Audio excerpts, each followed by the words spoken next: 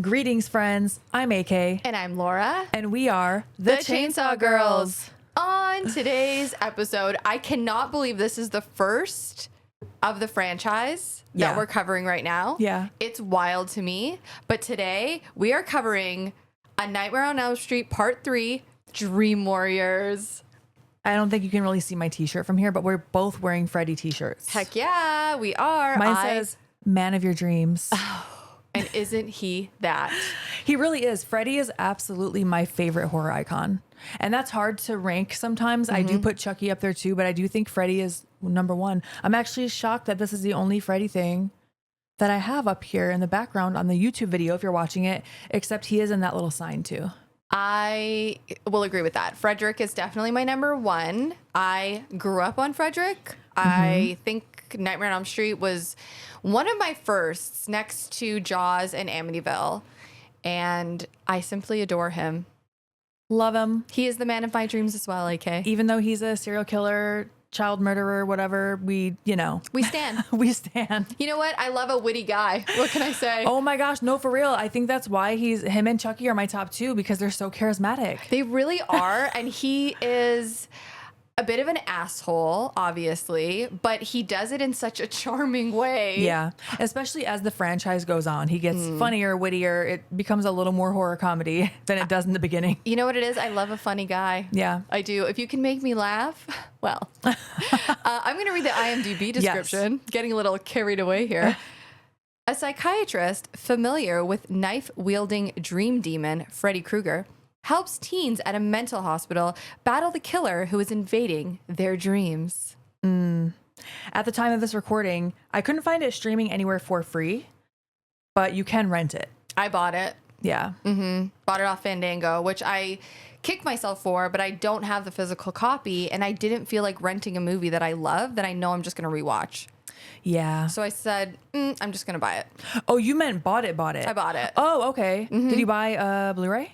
No, I bought it like on Fandango. Oh, you did just say that. Oh, okay, got it. Yeah, I do want I actually want to get like the box set of all of them. Oh, I would love that. I also want the VHS box set too. That's why I was wondering if you got it on VHS. That'd be pretty fucking gnarly if you were like, yeah, I just bought it on VHS and watched it for this podcast. I know. I mean, it's not something out of the ordinary for me. I probably would do that.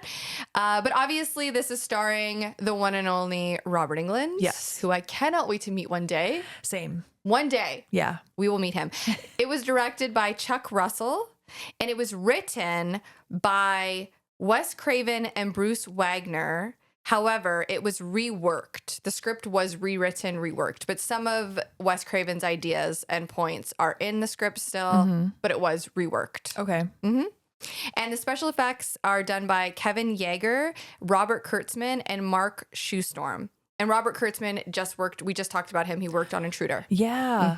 And the effects in this movie are great too. Like the practical effects throughout with the kills and also just Freddy himself. Oh yeah. And I believe Kevin Yeager was the one that did Freddy in this rendition. Okay. I'm pretty sure he was in charge of Freddy. Okay. Different from the original makeup artist that did Freddy, which in part one, I believe I have the name down somewhere. Dave Miller, I believe is his name. Okay. But I believe Kevin Yeager did his makeup this time. Okay. Did a great job. Yes. In addition to an extended version of this episode that we're going to put on Patreon later, after this airs, we also are going to do a bonus episode on our Patreon that we are going to rank the entire Nightmare on Elm Street franchise. That is going to be so difficult for me. It is going to be very difficult. I can tell you, I mean, there's a little bit of a spoiler, but you know what? I like you, so I'm going to tell you anyway. This is absolutely in my top 3. Oh, 100%. I think a lot of people say Dream Warriors is their favorite. Yeah, I would say so. I actually got to hang out with the actor that plays Will. Oh. Yeah, me and Demon Bunny Tony worked Day of the Dead a few years ago. And we got to hang out at the after party with him, and he was cool as shit. Oh, that's awesome. Yeah, all the Dream Warriors were there. Oh, that's really cool. They had like a reunion of the full cast. Hell yeah. Yeah, he was really cool. And actually in real life, he loves Dungeons and Dragons. So that was a real thing. that was a real thing because he's like what is he in this? He's like the wizard, the grandmaster. Yeah, the grandmaster wizard. But I saw an interview with him where he talks about it and he's like, I actually love Dungeons and Dragons, so it was perfect for me. Oh, that's awesome. Yeah. That's good to know too, because I would be curious, like, did they just write that in there because of him, or it already existed as the character and he just was like perfect? Yeah, I'm not sure. He kind of talks about it as if it was already written that way. Yeah, that's interesting. Yeah, perfect fit for him for sure. Sweet. So should we jump into it? Let's do it. And I've got so many tidbits about this movie. Before we jump in, I do want to say really quickly, It had a budget of 4.3 to 4.6 million. Okay. And it grossed 44.8 million. Okay. It was the leading movie in the box office the weekend that it was released, and it was one of the top 10 grossing films of the year. And this was 1987, right? 1987. That is correct. Another 1987 banger. What was it about 1987 besides, me being born? I was the year before you. But some notable films from 1987 are The Lost Boys, Near Dark, which, spoiler alert, we are covering on the podcast very soon. Yes. Can't wait. And one of our favorites of all time, Blood Diner. Oh, I thought you were going to say Dolls. Yeah, Blood Diner too, and Dolls. And Dolls. And a huge, huge, huge chunk of the budget was special effects. Oh, yeah. They use very minimal CG. It's very, very minimal. Yeah, you can tell. Yeah, a lot of practical, puppeteering, stop motion. Yes. Oh, stop motion. We're going to get there. I love stop motion. Yes. Oh, yeah, the puppets. I always think of the puppets, right? With stop motion. Yeah. My puppets. I just love them. We have to cover Puppet Master soon. We will. We have to. We will. Okay, let's hop into it. Yes. So part 3 takes place 6 years after part 1. Okay. Okay. And we are meeting our character, our main character, final girl, Kristen, for the first time. It's Kristen, right? Yep. Is that how you say it? I think so. Okay, because I don't know why I kept thinking her name was Kirsten. There were some times where it kind of sounded like that. So I had the same thing where I was like, what is it? It's Kristen. But it's spelt like Kristen. Yeah. Okay. And also at the very beginning, there is a little quote that says, "Sleep, those little slices of death, how I loathe them." Edgar Allan Poe. Love that. And that's definitely, I was going to say, not Freddy Krueger quote. It is an Edgar Allan Poe quote. Actually, another that's morbid. That's like that Michael Scott, where it's like the greatest, whatever. And it says Wayne Gretzky, and underneath it says Michael Scott. Freddy Krueger could do that with Edgar Allan Poe. Freddy Krueger. Freddy Krueger. Absolutely. So we're 6 years later. We're meeting Kristen for the first time. She's in her room. She's making paper mache. I thought the first time I saw this, I thought she was baking, and I was like, oh, that's a pretty messy counter. Because it looks like she's mixing like flour, water, and maybe that, I don't really remember how you make paper mache. That might actually be it. I remember making it as a kid. Do you remember Art Attack? No. You never watched Art Attack? No. Okay, listeners, please, if you are listening to this right now, or you're watching on YouTube, comment that you remember Art Attack. Even if you don't, just tell her that you do to appease her. No, I'm just kidding. No, I'm curious. What is it? It was a show in the 90s, maybe late 80s, but I think it was 90s. And this guy it was on a Canadian station, but I believe it was a British show. Pretty sure it was a British show, because I'm pretty sure that Kip and Penelope knew what I was talking about when I brought it up. Okay. But it's this guy, and he teaches you how to do art. And it's very hands-on. There's like paper mache, but he would do these like big ass elaborate pieces of art in real world. Like once he made this huge sand thing. He takes all these objects and makes like giant things with them. If you know, you know. He's like the Bill Nye Science Guy of art. I'm going to post something on Instagram so people can see what I'm talking about. I want to see what you're talking about. No, you would love it. I guarantee if you found it on YouTube, you would just watch them all. Oh, it's one of those like satisfying videos? Dude, it's the best. And he taught me how to do paper mache. Is the point of that story. All I remember of making with paper mache is we would blow up a balloon, cover it in the mache. Right. Well, in the paper, whatever. And you would pop the balloon with the needle. So it was not, I think we're making like globes or something. I don't know. But I don't know. That's all I remember of doing with it. I did a lot. I loved paper mache, and I just loved crafts. I was totally a crafty gal. Me too. Love a good craft. Yeah. So she's not, I mean, she is doing arts and crafts, but we don't know why yet.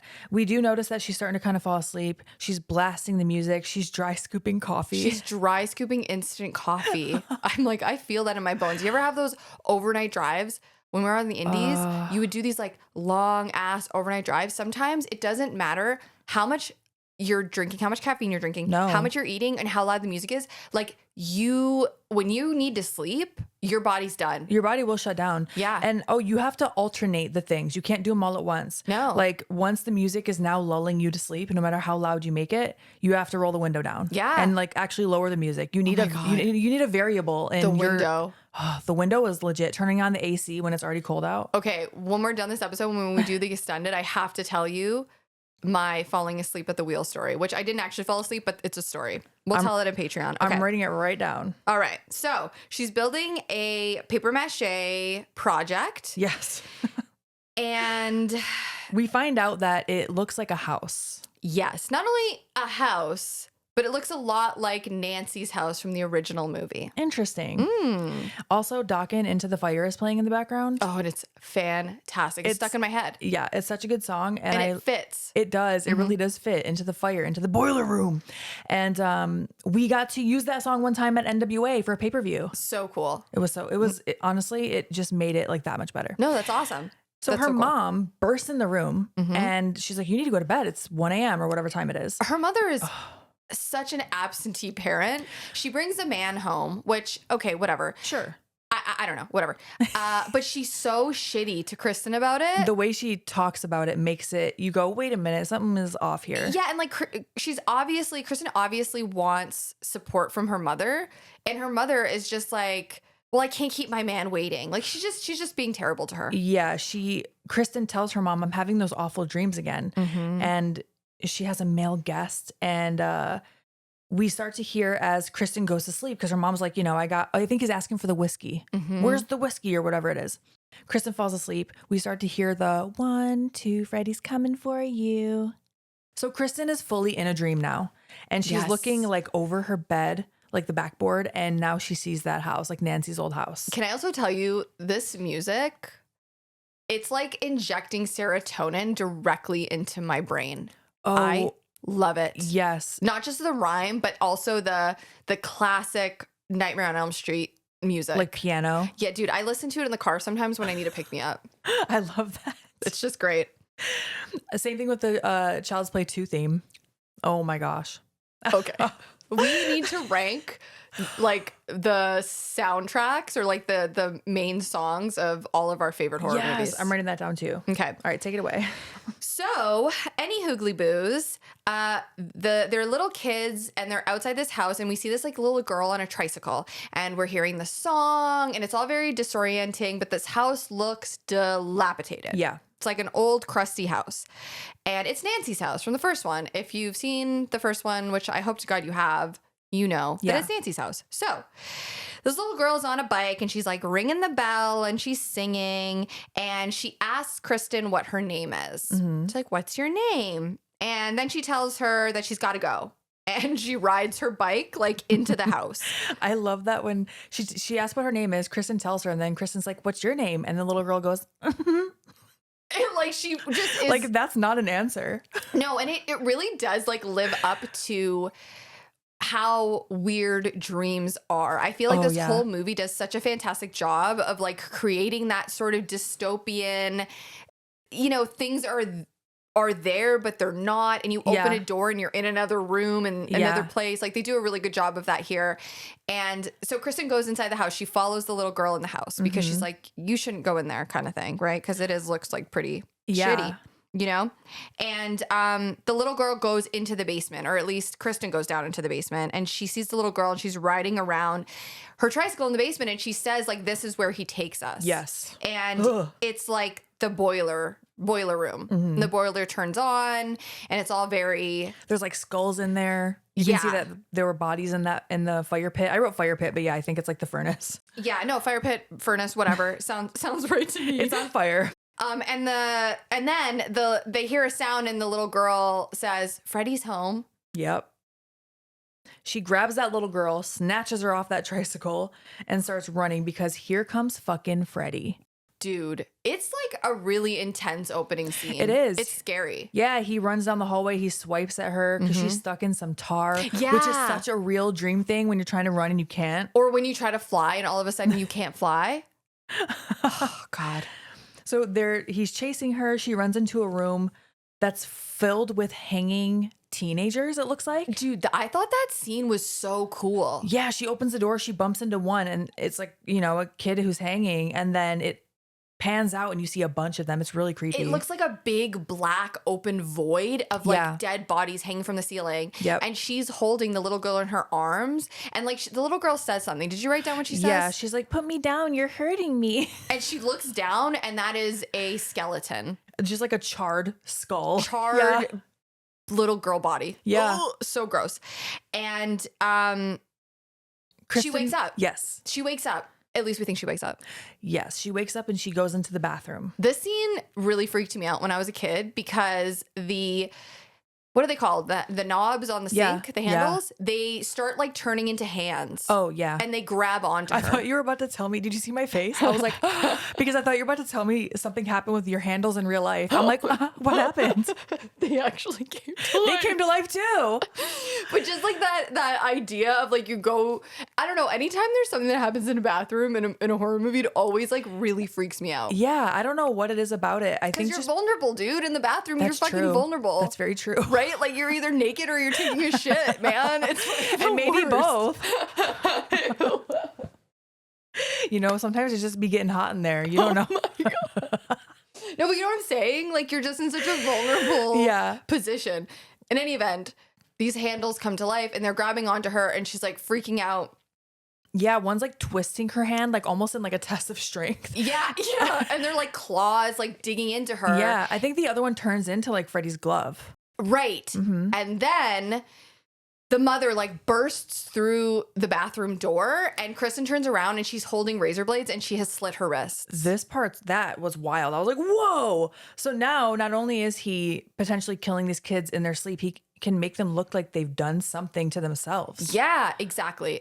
And the mother who is, I mean, I could go on and on about these parents, but it does fall in line with the Elm Street parents, right? Like in the first Nightmare on Elm Street, the kids were not, or the parents weren't listening to the kids, and we're following the trend here. Yeah. Parents are not listening to their kids, which is actually a theme of the movie. Yeah.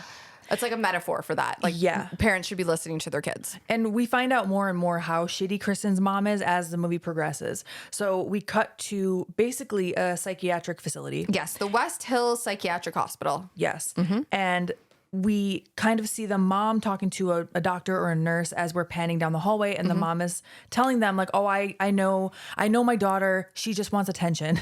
Is basically what she said about what she just witnessed, which is wild. It's so crazy. And I saw an interview with Wes Craven, and he was talking about when he originally wrote the script, the idea of like sending your kids away, like troubled kids away, was something that was like kind of advertised and common during the time that this was written. So like in the 80s. That makes a lot of sense. Just sending your teenagers away, which is absolutely awful, especially now that we know how terrible these facilities were to their patients. Yeah, it feels like 60s was send your wife away and 80s was send your kids away. I don't really know what the 70s were. I mean, when I went down a rabbit hole learning about lobotomies, gosh. I can't even. Whew, anyway, I'm not going to get into that, but wow, it's so sad. So at this time, kids were being sent off to facilities, and Kristen happens to be one of those kids. And Kristen is losing it in the room. Like fucking, when I say I'm going to fucking lose it, no, she is fucking losing it. Yeah, she is freaking out because, you know, one, she doesn't want to be there, but two, they're going to sedate her. They're threatening to sedate her. She doesn't want to go to sleep, obviously. And she's kind of losing her shit. And she starts reciting the rhyme. Song. Yes. And Nancy walks in and finishes the rhyme. Yeah. 9, 10, never sleep again. Like, I just thought that was so funny. She just walks in finishing it. I know. I loved it. It was like, what an epic entrance of our final girl. But she de-escalates the situation quickly. She takes the scalpel from Kristen and she gives her a big hug.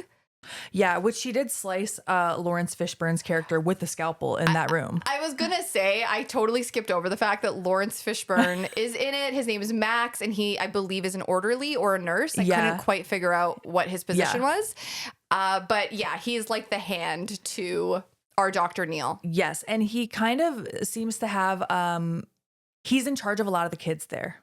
Yeah, definitely. Like so I that feel like, wing. yeah, I don't know. So I don't know what his actual profession Yeah. is. But he's billed as Larry Fishburne. And I think I turned to you. I was like, wait, is that Lawrence Fishburne? Yeah, exactly. And we'll have another doctor involved, which I don't know that we even learn her name, but her name is Dr. Elizabeth Sims. Yes. They do say Dr. Sims at one point. Okay. Yep. I couldn't find it, but she is involved in this situation as well. She is the other doctor. Yeah. And she's definitely like one of the parents where she's like, "Ugh, you all are just crazy."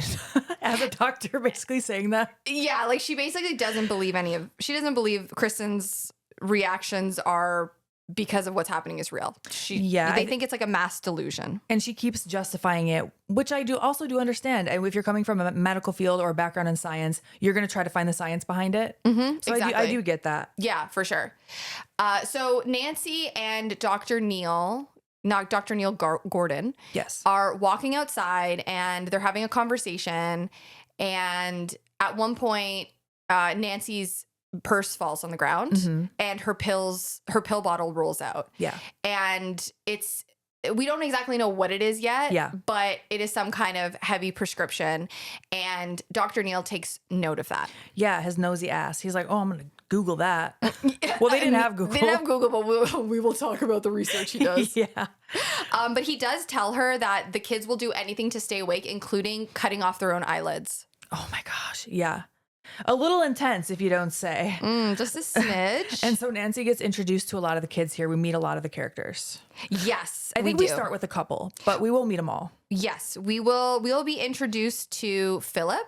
Yes. Philip sleepwalks. He also loves puppets and makes his own puppets. Yes. I feel like me and Philip would be friends. I was just going to say that. Oh my gosh. Yeah. You might have met Philip's demise, to be honest. No, for if real. you were in this movie. Could you imagine? I would for sure. I would be convinced that the puppets were going to save me and that would be the end of me. You're like, it's fine. And then we also meet Kincaid, which is his roommate. I love Kincaid. Kincaid is Philip's roommate. He's funny. I would say out of the group is the most combative with the doctors. Yeah, he's like, I'm not having your shit. No, and he's locked in the silent room quite often. Yeah. That's what they call it. The quiet room. The quiet room. Yeah.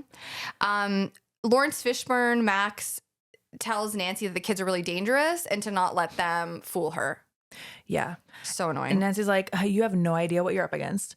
Yeah. And she doesn't actually say that. I'm saying that. Yeah. So Nancy ends up meeting with Kristen's mom, who is very dismissive again of what Kristen is going through. Mm-hmm. And she is going there to get Kristen's things. And her mom can't even be bothered. She's like yelling for the help or whoever to go do it. And Nancy's like, it's okay. Like, I'll go grab her things. Like, don't worry about it. Yeah. And when she goes up there, she sees that paper mache house. Yeah. And imagine. I know. She walks upstairs and she's like, this is my house. That's a little creepy, a little stalker-ish. Yeah. And I mean, I think obviously Nancy knows like what's happening. But yeah, I would feel like seeing that there would be pretty jarring. Yeah. Mm-hmm. Then we cut to Dr. Gordon, who is now looking up what we know as Hypnosil. Yes. On the oldest computer you'll ever see. I don't think that's actually true. I think they're much older. But to us now, it looks like the oldest computer ever. It looks like it's 900 years old. Yeah. And honestly, I was like, what database is he using to like research this? The only reason I was like, okay, believable is because he works in the hospital. I'm like, sure. For sure. I believe it. We'll go with that. So he realizes that this prescription suppresses dreams. Yes. And it's a very heavy duty drug. Mm-hmm. Okay. Kristen is laying in bed and she's drawing the Freddy house. She's drawing the house again. Like, girl, you obsessed. She really is. And she's kind of nodding off. She's trying to stay awake, but she's like nodding off. And then her door starts slowly opening and the tricycle wheels its way into the room. So we can only assume that she is now dreaming. Right. And then the tricycle melts. It is such a cool effect. It is. I want to know how they did it. Yeah. I wonder if they did it in reverse. They probably did, right? I don't know. Yeah, I have no idea. I don't know why I'm saying that like I know. I have no clue. So she's back in the house. Yeah, I loved it. She walks out of her room and now it's the house. And again, I thought it was such a good way of showing what dreams are like. Yeah, like how many times are you in a building, but you know in your dream it's actually not that building? Like, oh, I was in my house, but it actually was my elementary school. Dude, and you're trying to explain that to someone. There's nothing worse than when somebody's like, I had a dream, and then they proceed to tell you about it. And you're like, okay, look, I'm not your spouse. Like, I don't have to listen to this. I don't have to listen to this. And you just leave.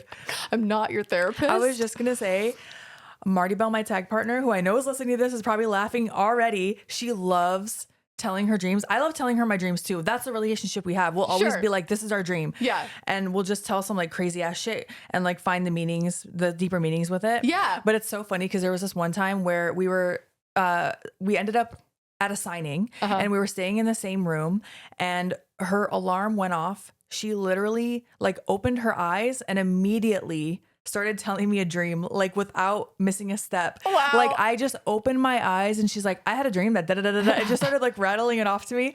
And after she could tell that I was not awake, like I was not there. Yeah. Even though my eyes were open, she was like, you need to wake up first, don't you? I'm like, I do. I have no idea what's being said to me right now, but she's a morning person. I am too. I'm the exact same way. I mean, you wake up in the morning and I'm like sitting on your couch and I'm like, hi. And I'm like trying, do you know how hard it is to like hold it together? I'm like, don't start talking, Lord. Don't start talking. No, I really don't mind. I'm used to it. But it is funny because sometimes I won't, you'll have to tell me again later because I'm not fully awake. No. I totally get it. And like, I do find the urge to tell my dream if it's like, you know, something really fucking crazy. Yeah. Or if I dream about like a dead loved one or something, I'm like, somebody needs to hear this. Yeah. Like calling my therapist, like, girl, I gotta tell you something. So anyway. Kristen is clearly dreaming now. She's back at the house. There's a rotten dinner on the table. Oh, it's a real dead pig that they turned into an animatronic pig, which they controlled underneath the like table, and that's how it like jumps up. It was a real dead pig? It was a real dead pig that apparently smelled terrible. I was about to say, what are you about to say? Amazing. It smelled amazing. Wow, I can't believe they used a real pig to turn into an animatronic. That's pretty wild. Yeah, it's gross. Yeah. So one thing I noted here were the flies. Like you can hear flies buzzing. I fucking hate flies. I know you've told me that before. They make me so angry. Did I ever tell you? Oh, I have to tell you this really quickly. Yeah. I would save it for Patreon, but I want everyone to hear it because it's so fucking weird. Okay, really, really quick. One time I was living, me and my mom had a house. We were living in our house. All of a sudden, like we heard this sound. Like, what is that sound? And it kind of like sounded like it was like in our blinds. Don't tell me like rattling. It was like, yeah, it kind of was. It was like a rattling sound. And we're like, what is that? I opened up the blinds. When I tell you there were like 10,000 flies, we opened all of our windows, like the blinds. There were flies everywhere. They were on all of our windows. You couldn't even see out the window. It was just flies. Okay, was this before or after you play with the Ouija board? Oh, after. I know. I thought we were hexed. I fully looked at my mom and I was like, I think we're hexed. It was the craziest thing. And they were gone just about as quickly as they were there. Oh, that's like a demon thing. Dude, that really is associated with like demon shit. All I'm saying is it was one of the weirdest / most fucked up things that I've ever witnessed. And honestly, I wouldn't believe somebody if they told me that. And you asked your mom about that and she remembers it too? Oh, she remembers. And so does my best friend shit. Shlee. Shlee was there. We were freaking out because I'd never seen anything in my life like that. And I still don't even know how it happened because it's like we had a clean house. It's not like we were leaving all the windows open all the time or something. That's wild. Dude. And then they were gone. That's the weirder part. Dude, they were gone. It was bananas. When I said rattling, I thought you were going to say there were like thousands of maggots. Okay, that is because next level. I've heard that that many, they sound like rattling. Oh. Okay, anyway, sorry. I noted it because they had the flies buzzing and I hate that sound. I hate maggots with a passion. You know what I mean, who really likes them? hate? But you know what I fucking hate? It keeps me up at night. Not really. Okay, it's not that big of a deal. But yes, like you said, the pig jumps at her. It's like a little jump scare. Yep. And then she goes into, she's walking to other rooms of the house and the room starts like crumbling and exploding around her. Like something's going under the rug, then through the walls. Almost like Tremor style. Yeah. It looks like what are those? Like a sand snake underneath the rug. Great way to describe it because I did not know how to write it in my notes. I'm like, the room starts exploding around her. It is. It's like a sand snake that's like going underneath the carpet and then it goes all up the walls. It's like destroying the house. Mm-hmm. Then Freddie bursts out of the ground. This is something that traumatized me as a kid. I did not watch this movie until way later. I think in our Patreon episode where we rank the franchises, I'll get into like the first one I saw and my most traumatizing scene, which is not in this one. But what I remember about this one is I saw the back cover of this VHS at the video store, very, very young. And there's an image of this Freddy who's like a charred, gigantic snake. Like his head is bigger than Kristen's whole body. Yeah. And he starts eating her from the feet. Like the picture on the back is Patricia Arquette, who's like laying on her back, but like propped up on her elbows with him eating like his I can't even explain it, like up to her waist. Yeah. He's eating her. Yeah, she's waist deep in him. First of all, it's like oddly, I don't know if it's just me projecting that it's like there's an odd sexual undertone. Oh no, definitely. Okay. I'm like, I might just be throwing that in there, but also it was just very, very disturbing to me as a kid for obvious reasons, but also I think for that undertone, I was just like, I don't like this. Yeah, and a couple of things to note about our giant snake. So there were 3 of them that they had to build. Wow. One was ginormous so that they could fit her body in his mouth. The other one was very long so they could like elongate him. Okay. And then the third one was the animatronic version where he realizes that Nancy's there and he says, "You," and his like face is all weird. But on top of everything else, he originally looked like a giant penis. Literally. And that was the idea, was there to be a sexual kind of connotation to it. Got it. But they decided to make him look less like a giant dick. Okay. And that's why he looks more like charred and not penis-like. Yeah, I was gonna say, I think the final version, his tail is kind of pointed, right? So it's not just like a phallus and then his head at the end. Yeah, right. And like his head to me, it is penis-like. Yeah, it's like the shape. I think that's why they call it the head of the penis, because it looks like a head, right? I don't know. Okay. But his face is so scary and creepy. Like the prosthetic, Laura's trying to hold it together right now. Sorry. No, you're good. The prosthetics on his face when he says that to Nancy, it's so creepy when he finally sees her. Yeah, because so basically, she's getting eaten, right? Kristen's getting eaten, and she's like, he is like lifting her ass up in the air, slamming it back down. It's almost like a shark. Like it looks like a shark attack. Yeah. And so she starts screaming, and I believe she screams Nancy, and Nancy wakes up. And then she goes and she like sees the house. I think there's a light on in her little house or something. Yeah, she almost gets sucked through her chair. She does. Yeah, she it's weird. She like stands up. Yeah. She is awake for a second, and then it almost looked like she like faints kind of Yeah. and falls backwards. Yeah. And the chair sucks her because Kristen can suck people into her dreams with her. Yeah. And so she literally brings Nancy into her dream. That's right. And Nancy like runs and grabs her and saves her. And in the process of that, she grabs like a piece of glass and she stabs Freddy. And he lets go of Kristen, and he looks down. This gigantic snake of Freddy looks down and he's like, you. And his face is all contorted. It's scary. He looks pissed. Yeah. Oh, he is. And so she gets kicked out of the dream. Nancy does. And she sees she has a cut on her hand. So, I mean, Nancy from the first movie, she already knows what she's in for. Yeah, I'm assuming that's for like the people that never watched the first one and they are trying to like follow along. Yeah. Right? Which If, I like, can't imagine most people would start with 3, but you never know. Because, no, but like maybe your boyfriend took you to the movies and you didn't even know what you were going to see, or vice versa, or your friends or something like that, right? Yeah. So the next day they're in Nancy's office and Kristen tells her that she basically used to be able to do that power since she was a kid. Yeah. That she was able to like bring her dad into her dreams when she had a nightmare, and the next day her dad would remember the dream. So clearly she has a power. Yep. And then now we meet the rest of the characters at the facility in like their group, basically, where they sit in a circle and chat. Yeah, we're in group session, and we find out little things about our characters. So for instance, we find out that Will is in a wheelchair because he jumped off of a roof or something. Yeah, and he loves Dungeons and Dragons, and he is like the Grandmaster Wizard. That's right. Jennifer Caulfield wants to be an actress on TV, and Kincaid says lifestyles of the rich and psychotic, which I thought was kind of mean. Joey used to be on the debate team, but he is now mute. He just doesn't talk. Right. I don't think they ever say why, right? They don't. They just say that he used to be on the debate team. And he doesn't talk much anymore. Doesn't talk much anymore. And Taryn says like that she's going through some really weird shit, and that's when Nancy starts to ask about the dreams. Yeah, Taryn is like, I look at her as like the bad girl. Yeah. Like a little rebellious. Right. Like she definitely had some sort of addiction. She had a drug addiction. Yes. And it seems like she's just had a really hard time. Yeah. As a teenager.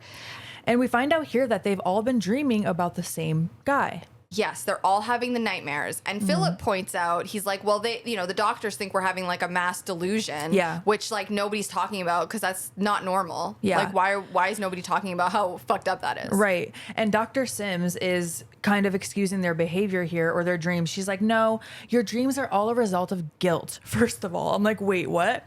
And then also a result of overt sexuality, which is such an 80s thing to say.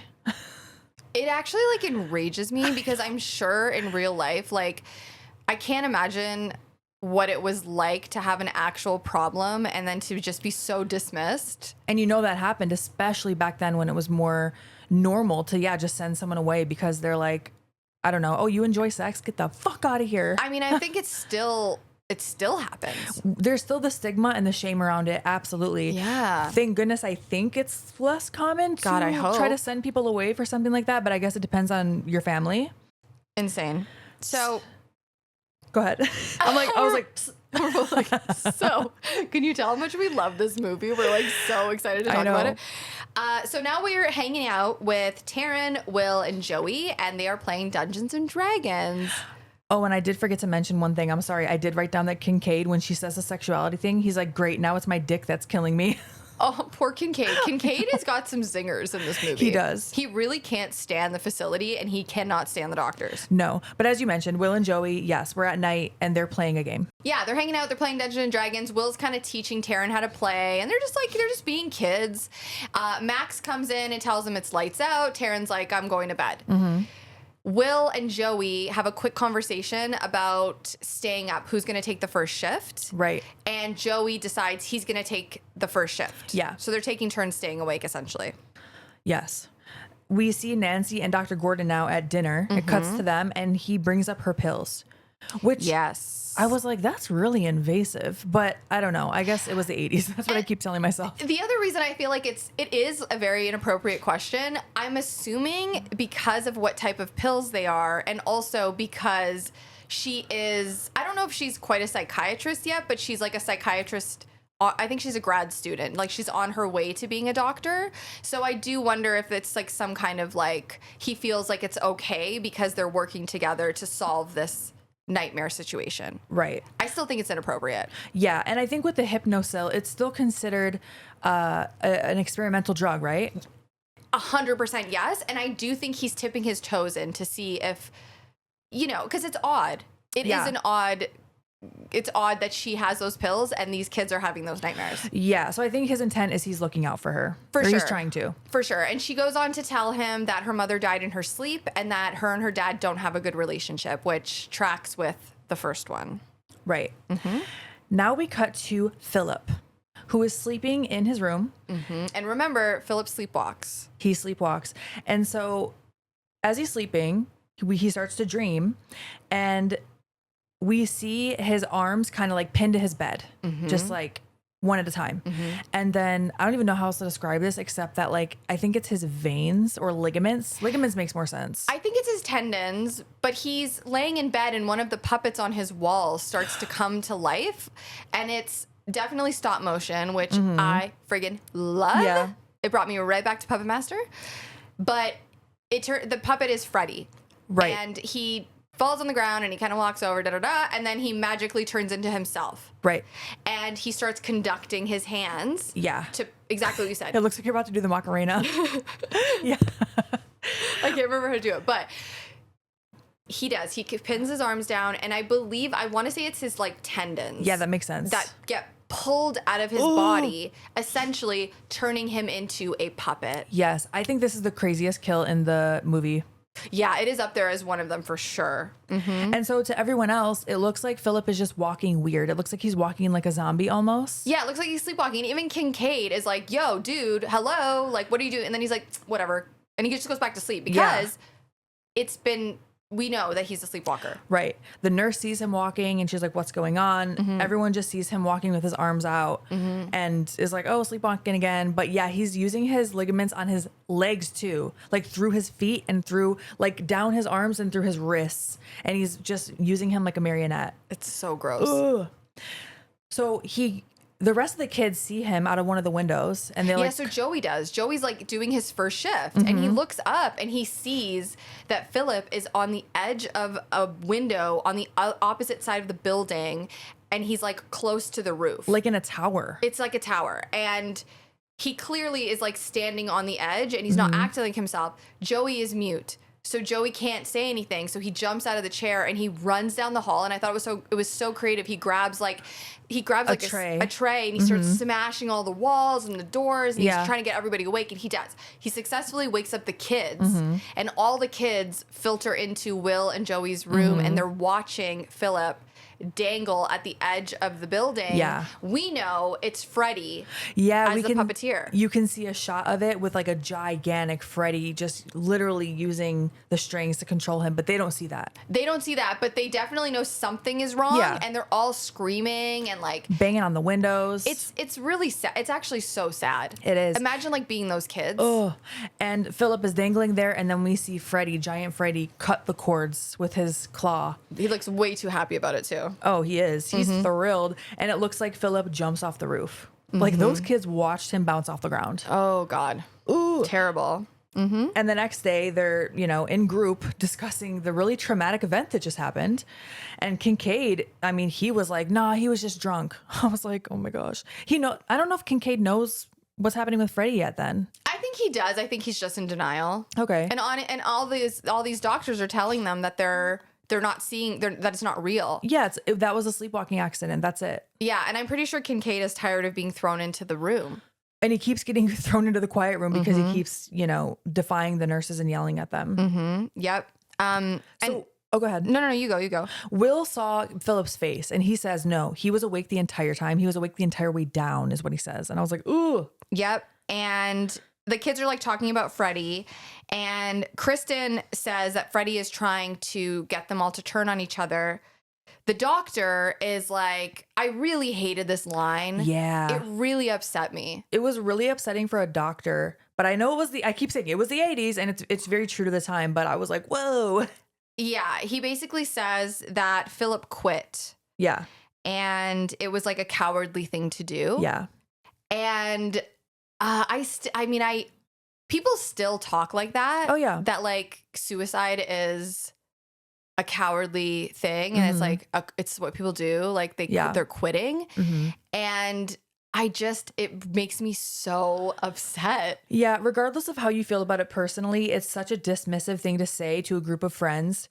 It's so insensitive to say that to these kids who are, they were friends with him, they knew him. Yeah. To just dismiss it like that. Yeah. And I mean I've told you this before, that my boyfriend in high school, that's how he ended his life. And like I do remember people acting like that. Like it was, yeah. It is common. And it's just it's so upsetting because it's like, no, when someone does that, it's like, you have no idea how tortured they are. Right. And I don't know. It really upset me. And it upset me not only because he's a doctor, but he's an adult. Yeah.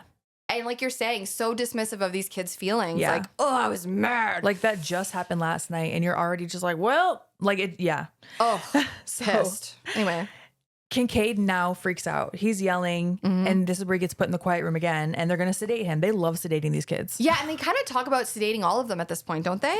Yeah, and Nancy is like, you cannot sedate them. They will be defenseless in their dreams. Yeah, because they're like, oh, we're going to sedate you all and lock you in your rooms. Yeah, and I on one hand, I do understand a Dr. Sims who doesn't know anything about these dreams. That has to sound crazy. Of like, no, they're going to be defenseless in their dreams. Like, what? Yeah, I mean, it is, in my notes I wrote, Nancy argues with these two idiots. But the doctor, Dr. Neal, is like, no, I'm going to prescribe them this experimental drug. Yes, Hypnocil. And Dr. Elizabeth is like, no, you're not. And they kind of have this argument and she's like basically saying like, okay, go ahead and do it. But you're the one that's going to have to report to like the head of the facility. You're going to be responsible for this because she knows what it is apparently. And she knows that it's experimental. Hypnocil, I don't think we mentioned it before, but it's a dream suppressant. So it keeps you awake. Yes. So now we cut to the TV room where Jennifer is watching TV. Oh, and also there's a scene right before this where Kincaid is in the quiet room and he's singing Ain't Gonna Dream No More. All night long, I sing this song, Ain't Gonna Dream No More, because he's trying to keep himself awake. Oh, yeah. So he definitely knows that Freddy is like a real thing. Yeah. Oh, yeah, that's true. We do kind of jump around to see what the different kids are doing. So, like, Jennifer's in the TV room. We'll get there. Taryn is being creeped on by a disgusting male nurse who's smoking and, like, hitting on her. Dude, I totally forgot. I thought that Taryn was dreaming, and I thought that was Freddy. Oh my gosh, that would make sense. Because it happened. It was so jarring. I was like, because he was so overtly creepy that you think it must be Freddy. He literally tells her that he can give her drugs because she's an ex-addict. Yeah, he's like, if you want a history lesson, I'm your teacher. Like, get out of here. It is so disturbing. It really is upsetting. I feel like her waking life is also a nightmare, and that's really sad. Whether she goes to sleep or she stays awake, there's just like disgusting men who won't leave her alone. Just awful, man. He even says, who's going to take the word of a crazy junkie chick like you? Because she tells him off. Yeah. She's like, fuck off. And he's like, who's going to believe you? And how real is that in real life? Dude. Yeah. Anyway. So Jennifer, back in the TV room, is burning herself with a cigarette to keep herself awake, which is really sad. Oh, it's so sad. I was like, oh, God. She's watching Zsa Zsa Gabor on a talk show. Who I love that she made a cameo in this movie. I have notes about that too. Well, I'll share them with you later. Okay. And so the host of the talk show turns into Freddy. I like this scene is like 3 seconds long, but I love it so much. Zsa Zsa Gabor's like talking about something and he goes, who gives a fuck what you think? And he just slashes her and then the TV turns to like snow. And she's like, ah! Oh, I love that. Dude, I love it. When I first watched it, I assumed that was just a clip they had taken from TV that was just going to be playing in the background. I didn't realize she was actually making a cameo for this movie. Yeah. I love it. I just said that the marionette kill was my favorite, and now we get to this one, and I'm like, oh, shit, I don't know which one is. I mean, to be fair, I think that the kills in this movie are all really good. They are. Welcome to Prime Time, Bitch, though, is one of the most iconic, in my opinion, kills in the entire series. I agree. I think that's what it is. This one is like the most iconic. I think the puppet one was like the grossest one for me in this movie. I agree. Okay, so yes, we're getting to the iconic kill of this franchise. So, do you want to take it away? Oh, I'd love to. Okay. Go for it. So, the snow is on the is that what it's called? Snow? Yeah. Static? Yeah. Okay. And Jennifer's like, what's going on? She's trying to use the clicker. It's not working. She gets closer and closer to the TV. And through the crinkling sounds, the song, the music, the nightmare music. The one, oh yeah. Right? Like that. Whatever. The piano. It starts playing. So she's kind of like leaning in and she's like, what is that? And then all of a sudden, arms pop out from the side of the TV. The TV, by the way, is like hung up high on the wall. Yeah. So you kind of have to reach up to change the channels. And these two arms, these like robotic arms pop out. And then Freddy's head pushes out the top of the TV. So it's as if his body is the TV. Right. Grabs onto her. And he says like, this is your big break, Jen, or whatever. Yeah. And then he's like, welcome to prime time, bitch. And he takes her head and shoves it through the TV. Yep. And she is stuck there with her head hanging through the TV, body just floating in the air. It is disgusting. And I love that line so much. Ad-libbed, by the way. Really? That was a Robert Englund. Hell yeah. Which I love. Max opens the door and he just sees her there. Like, what do you even think? Dude, the way that your brain would try to rationalize that. What would you even think? Like, oh, someone must have thrown her through the TV. I guess. She couldn't have done that herself, right? She didn't run across the room and jump up there. Yeah, she would need to use at least a stepladder. But how would, I don't even know what you would think. I don't know either. So then we cut to the cemetery. We're at Jennifer's funeral. Mm-hmm. And the doctor sees this white nun who he did see earlier when Nancy's pills fall out of the purse. He sees her like in the distance and she disappears. Yeah, he's been seeing like apparitions of a nun. Yeah, and when I say white nun, I mean she's dressed in all white. Just so you know. Yeah, she's dressed in all white. She is hanging out in the cemetery and he's like, huh, that's a bit weird. And so she walks over to him and she asks him what his faith is. And he tells her that it's science. Okay. Makes sense for him. Right? She goes on to tell him that her name is Sister Mary Helena. And he does tell her that he's seen her before. Yeah. Okay. So she's obviously made herself known to him. And she says that one thing can save the children. Only one thing. And that is I think she says unsettled spirit. Mm-hmm. The unsettled spirit must be laid to rest. Okay? Mm-hmm. And she tells him that it has to be in hallowed ground. Yes. Which I had to Google because I didn't know what that meant. But it's essentially like a sacred ground. Yes.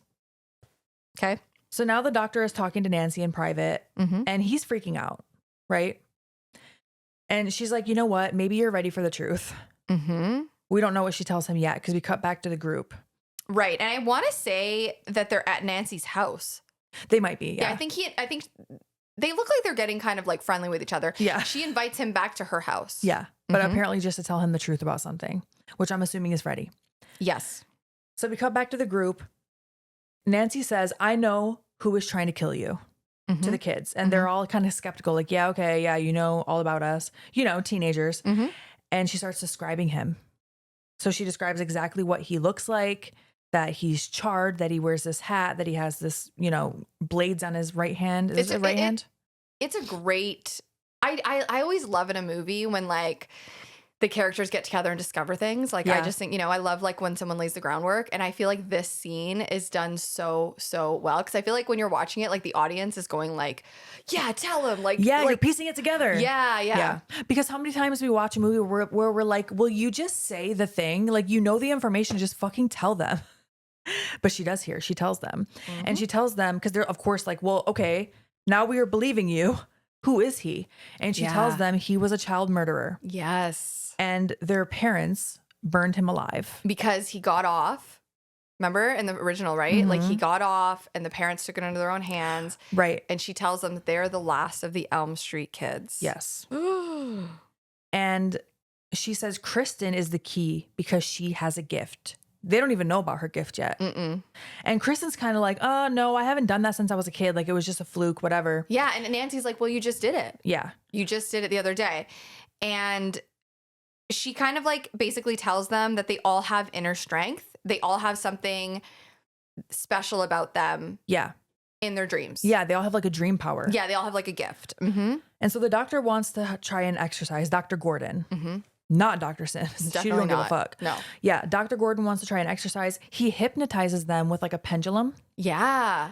Have you ever been hypnotized? No, and I never want to be hypnotized. I never want to be hypnotized. It's very scary. I really don't think it would work on me. I heard that people can implant like memories. I don't know if that's true. I don't know anything about hypnotism, but it sounds very scary to me. My brain is going at 1,000,000 miles an hour every day at every moment, and I just can't imagine that hypnosis would even work. I think it's the idea of not being in control. I don't like that. Oh no. I mean, no way. I don't even drink because I don't like being out of control.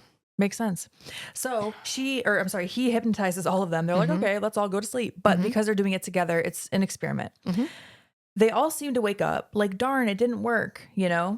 And I think even Kristen is like, oh, sorry, guys. I wish I could have helped you. Wish we could have done this. And then Joey sees a nurse that he saw earlier in the movie where he clearly has a crush on her. He definitely does. She's like a very pretty nurse. And she's just friendly with him. Yeah. And in this, when he sees her, she just kind of gives him like a little flirtatious look and a nod. Yeah. Sorry. What I meant to say is earlier in the film. Oh, right. She's just friendly with him. And you can tell he's like a boy with a crush. Right. So she kind of like nods him along and he follows her out into the hall. Yes, into another room. And she's like, I really like you, Joey. Do you like me? It's such a weird conversation. She's like, I just like feel like I have to tell you this. Like, yeah, like you're so cute. You're just so cute. It would totally be what Joey is fantasizing about, right? Totally. And we already know something's probably up here. This probably isn't this nurse based on how she was acting earlier, which was totally nonchalant. And now all of a sudden she looks like she's in love with him. For sure. And so back with the doctor and then Nancy and the kids, Nancy's asking to try again. And then all of a sudden, one of the pendulum balls, I don't know if that is called a pendulum, but whatever. One of the balls starts floating up in the air. And now they're all like, oh shit, we dreaming. Yeah, they all realize that they're in a dream. And once they do that, It's very, I felt like this scene is so like heartwarming. Like It is. Will steps out of his wheelchair and he tells them that he is like the wizard master. I'm the wizard. Yeah. He's like, in my dreams, I can stand up. And And he my does. legs are strong. Yeah. Oh, I love that. And then Kristen shows them that she can do gymnastics, which is basically like I was going to say Penelope's like back handspring. Oh, yeah. When she did it, I'm like, oh shit, what does Penelope call it? Razzle dazzle, I think. Oh, the old razzle dazzle. I love you, that. Penelope. I love you too, Penelope. So Kristen can do that. Kincaid is very strong and bends a chair. And didn't you point out that the doctor was like, hey, don't be bending He's those like, chairs. hey, relax. I'm like, dude, it's a dream chair. Like, you know, you're in a dream. Why do you care? And then we go back to, oh wait, did we cover all of their powers? Taryn is beautiful and bad in her dreams. She has a bomb-ass mohawk and a switchblade.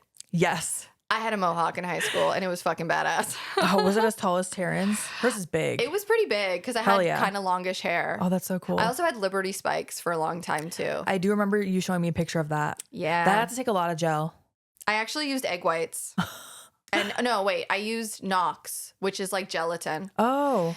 Yeah, it's Wow. really gross. I would never do that now, ever. But in high school, it's Yeah. what worked because hair gel really wasn't like strong enough. Okay. So all of us would use Nox. Hell yeah. Did you ever use glue? Never. Okay. Did people do that though? I don't know. Am I I imagining was that? introduced to use Nox. Okay. And it worked really well. Interesting. Mm-hmm. I used to, my friend and I used to put a 2-liter bottle on top of our head like this. And then we would take all of our hair and wrap it up and tie it with a hair tie at the top of the bottle. So it looked like we had troll hair. Holy shit. Not around school. We did that. This was like I was probably like 19, 20. And we would do that and then go walk around Walmart. That sounds so much fun. Like we were just being dumb, but we Yeah. weren't like bothering anyone. no, you're just having fun. We just thought it was funny. I think that's cute. I love that. Oh my God. We're such weirdos. It's the I best. know. So we do cut to Joey with the nurse, and the nurse is like, unzip me. I mean, she just fully takes her clothes off. Oh, yeah, They start she- making out. She is titties out making out with him. Yes. And I don't know how old Joey is, but this is very inappropriate, I It would definitely say. feels like a child and an adult, but you know what? It was the 80s. And so it's a dream. It's not real. It's a dream. You're right. So she's making out with him. And then all of a sudden, like, she grabs onto Joey's tongue and starts pulling back With her mouth. with her mouth. It's such a cool effect. It's so Ugh. gross. And when she pulls all the way back, she kind of like a tongue shoots out of her mouth and it ties his wrist to the bed. And then another tongue and another tongue and another tongue. And now he's all strapped to the bed Yep. with tongues. With tongues. Yeah. Did the nurse turn into Freddy or did Freddy just pop up? I can't remember. Like, originally they were gonna have him morph into her or her morph into him, but it looked really fucking weird. So instead they just cut and made it look like he turned into the nurse. Oh, okay. Yeah. Okay. I was like, why? That makes sense why that was in my brain. So And he says, "What's wrong, Joey? Getting tongue-tied?" I wrote that down. Yeah. And the floor drops out from under him and it's like a hell pit. Yes. Hellfire. Yep. And actually when they filmed that, they filmed it sideways. So the bed was like sideways and he had to climb a ladder to get onto the Oh. bed. So he's standing up. Like tied, vertical. But he actually passed out because from lack of blood flow. What? Wait, was he upside down? No, but if you stand like with your Oh, arms with your tied arms for up. too long, your arms and your legs, the blood flow, it like gets all fucked up. And then Because the ties are restricting it or just because your arms are up? I think it's because of how you're standing up. Wow. Yeah, I never and thought about that. Yeah, he passed out. Holy shit. I know. Isn't that wild? So the walls start caving in on them. The kids, right? Back in the room with the kids. So the power goes out. Yes. And exactly, the walls start melting and the kids all like kind of huddle together. Yeah. The walls are on fire, and as shit is about to go down, the nurse walks in. Yes. Not the nurse. I'm sorry, Dr. Sims walks in and it wakes them all up. Yeah. But Joey is on the floor. He's alive, but he's in a deep coma. Yeah. And Nurse Sims calls for a code blue after she checks on him. Exactly. Dr. Carver shows up, who I imagine is like the head of the facility. Yeah. And he fires Nancy and he fires Dr. Neil Gordon. Yes. Mm-hmm. He's like, this shit, I don't know what you guys are up to, Yeah, like they had an unauthorized session, first of all, the hypnosis thing. And then also they had 2 suicides in 4 days. And now Joey is in a coma. Like something weird is going on. Y'all need to get out of here. Yeah, exactly. And, you know, the doctor's obviously like pleading and Nancy's pleading. And the doctor does look like Dr. Gordon. He looks like he's defeated, like he's giving up. But obviously Nancy is not. Yeah. She never will. And so Dr. Gordon's packing his things in his car and he looks up and he sees the white nun again in a top window of a different tower, like a part of the building that looks like it's grown over almost. Yeah, it's almost like a wing that they don't use anymore. Right. And so he goes in and he tries to find her, which I'm like, wow, that's really, I guess at this point you just lost your job. You're like, I'm over it. I called it a bell tower. Is that what it is? It kind of looks like a bell tower. If it has a bell, I think it is. I don't know. I'm really trying to figure out. I'm like, what was it? I think they end up saying like I think he tells her like this wing was closed for years. What's going on? Yeah. So he does break in. He breaks into that wing to find her. Up in the top, the white nun tells him, what was her name? Sister Helena? Sister Mary Helena. Mary Helena. Okay. Because I just wrote white nun every time. She tells him that this place was purgatory fashioned by the hands of men. The worst of the criminally insane, quote unquote, were locked up like animals here. And he's like, yeah, this facility was shut down in the 40s. Like, wasn't there a controversy or something? And she says a young girl staff member was accidentally locked in here with the inmates over the holidays. She says that this girl was raped hundreds of times and that she was found almost dead and with child. Yes. And her name was Amanda Krueger. Yes. The bastard son of 100 maniacs. Oh my gosh. What a fucking nickname. Yeah. Obviously, Freddie was the bastard son of 100 maniacs and that he was murdered and no body was found. That's right. So they don't know what happened to this bastard son. Yes. And the doctor asks about laying him to rest. And she tells him, this is where she tells him that he has to find Freddie's remains and it has to be buried on hallowed ground. Yeah. So now we cut to Nancy at the hospital with Joey. And she tells him, no, totally fine. She tells him that if his only faith is science, then maybe he will be laid to rest. And she disappears. That he will be the one laid to rest. Exactly. Yeah. So cut to Nancy. She's at the hospital with Joey. This is wild. Oh my gosh. He's in the coma. She's sitting by his side, talking to him. And then all of a sudden you start to see these carvings being sliced into Joey's torso. It reminded me so much of The Exorcist. Yes, because they are slashes, right? Yep.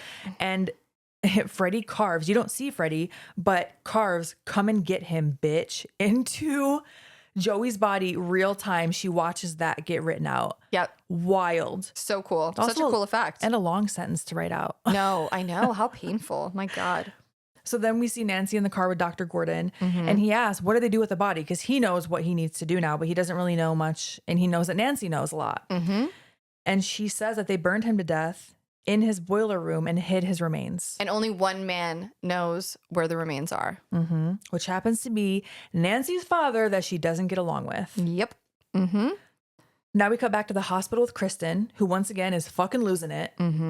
And she's losing it now because they fired Nancy. And she's really upset. She's like, we need her. You don't know what you've done. Yeah, and they want to sedate her again. Again, to the quiet room, being sedated. Yep. They must have had horse tranquilizers, like, an entire room of them. I know, for real, for real, for real.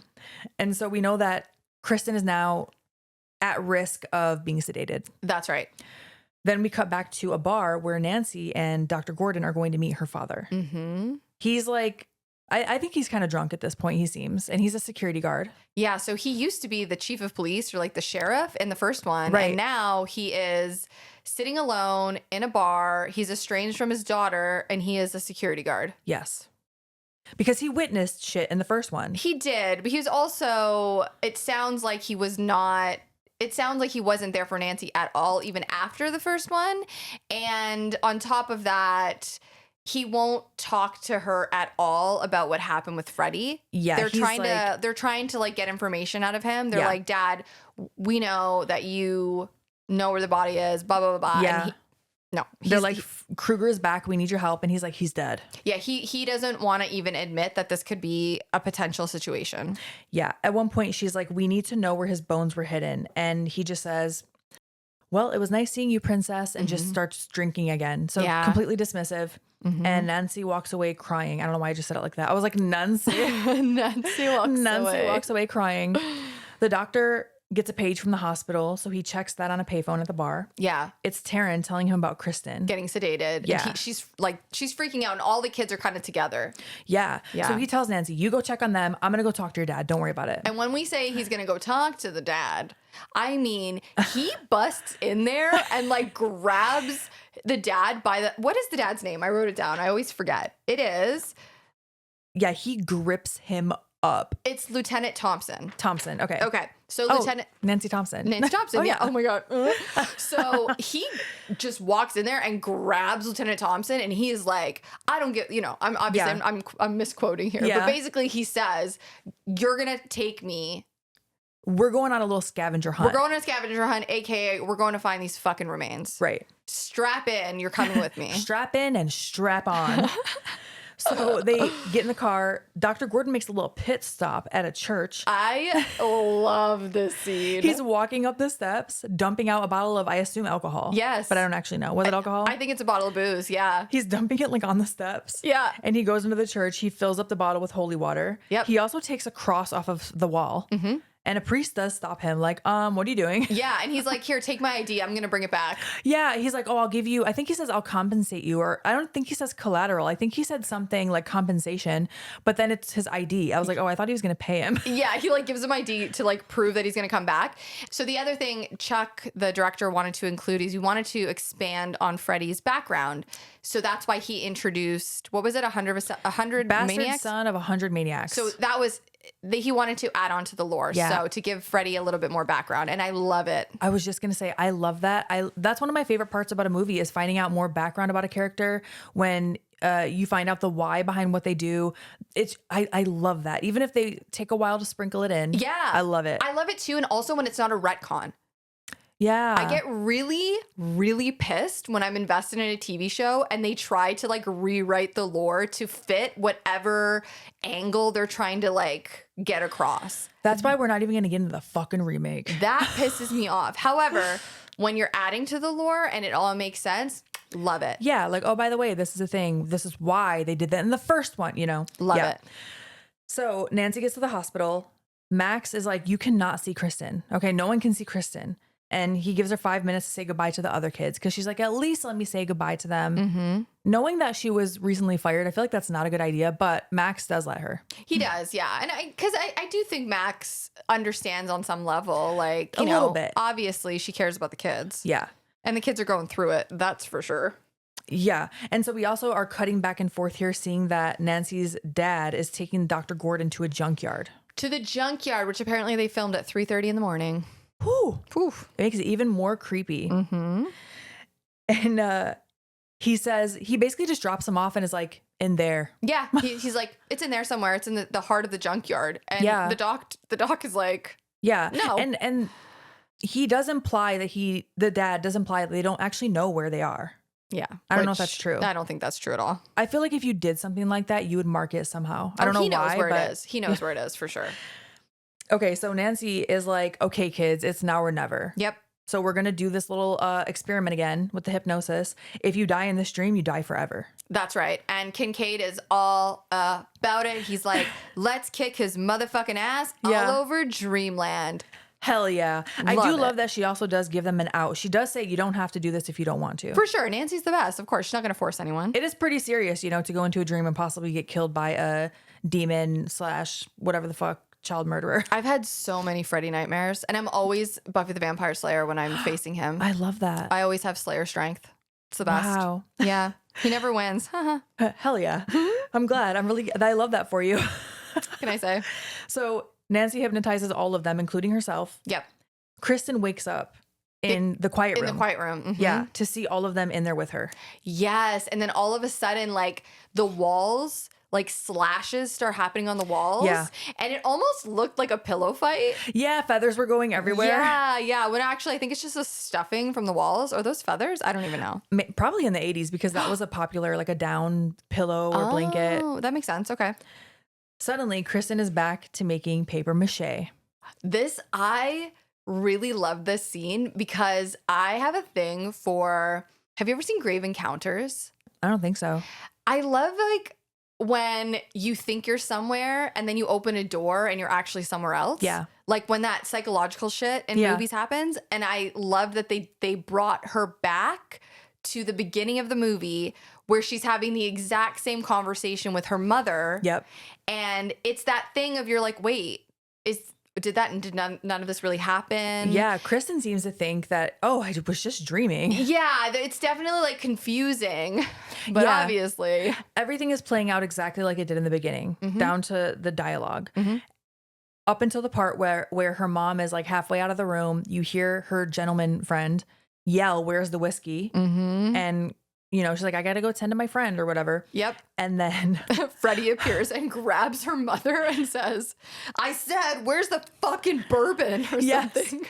Yeah. He snatches her like out of the room and then he kind of appears there, right? And Yeah, doesn't he have her head? Then he brings her head into the room, shoves it in Kristen's face. Talk about traumatizing, no matter how shitty your parent is. And the mother's head is like degrading Kristen. She's still alive, yelling at Kristen. I told you, da-da-da-da-da, whatever. I wrote, her mom's head is still talking shit to her. Okay, my next line was, Kristen does some flippy shit and ends up back in Nancy's house. Yeah. So now we move to Taryn. We're into Taryn's dream. Yeah, because we're all in Nancy's house together, but we're all separated. Yeah, everyone's separated. We're kind of seeing where everyone's at. And I love how they do callbacks to all their powers. And also, even though it's, ends in trauma or death, they do callbacks to their backgrounds too. Yeah. All their deaths are related to their backgrounds. Yeah, absolutely. And I love that we get to see them triumph over Freddie, even for just a second. Literally a second. So in Taryn's dream, she's that badass. She's bad and beautiful. She's got switchblades. She's got a big ass mohawk. She just looks cool. She's like a punk rocker. Yeah, she's in a dark alley, and then some guy walking down the alley. Yeah, who is like I would imagine like a homeless man. And at first you're like, oh, that's got to be Freddie. Right. Instead, he bumps into her, and then she turns, and then there's Freddie. Boom, Freddie's there. I really did think that too. I'm like, obviously, this is Freddie. I was wrong. And she's like, okay, asshole, let's dance. Because I think there's also like on the wall, it says Taryn plus Freddie in a heart, right? Yeah, he's just fucking with her. And I love that she has a switchblade. So Freddie has his claw. She has blades too. Yeah, and she actually like cuts him in real life by accident. Oh shit, really? Yeah. They were using a real blade? I don't know. It didn't specify. It could have been a prop blade, but she does cut him. Oh shit. Whoopsie. Zips. So and they show her cut him in that scene too, right? Like she does get him for a second. She gets him and he stumbles back and she thinks she has the upper hand, and then all of a sudden this scene is gross. It creeps me out. I love this scene, man. I love it, but it freaks me out. He literally like turns around and his fingers turn into needles. All of them are syringes. And he's like, let's get high.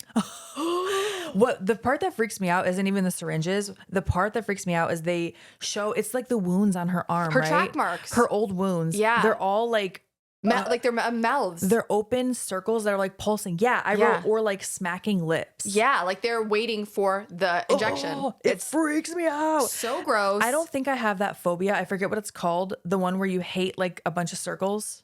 Do you know what I'm talking about? No. Oh, I'm gonna look that up and I'm gonna put it in the extended episode. Okay. I'm gonna write that down. Yeah. You can take it from here. Okay. No. I've never heard of that, but I'm so curious and I can't wait to hear what it is. So he's like, let's get high, and takes all of his finger syringes and shoves them into her.